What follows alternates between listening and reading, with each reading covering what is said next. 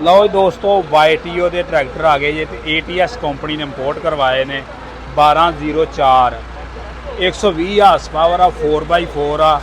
Front टायरों की गल की जाए तो 14/9/26 का टायर साइज है। बैक साइड की गल की जाए तो यदा टायर हैगा जे 18/4/38। बैक साइड तो वेट फ्रंट साइड तो वेट और गेयरां की गल की जाए तो हाई लो मीडियम 3 गेयर है इसके अंदर।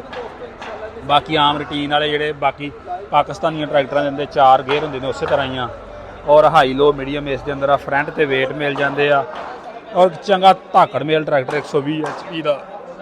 और अगर डीजल पंप की गल की जाए तो डीजल पंप इस अंदर है रूसी वांगू पलंजरी। बाकी उत्तों गल की जाए तो डैशबोर्ड इसका जबरदस्त आ। स्टेयरिंग जोड़ा वो भी इसका एडजस्टेबल आ। बाकी बैक साइड तो तुम चेक करवा दें। बाकी लिंकों की गल की जाए तो लिंक भी इस हैवी ड्यूटी मिल जांदियां वा। बाकी जिहड़ियां ब्रेकां वाले ड्रम लगे जे नाल जिस तरह वड्डियां गड्डियां नूं हुंदे ने उस तरह ही। बाकी मजीद इसदी तफसीलन वीडियो साडे चैनल ते मौजूद आ।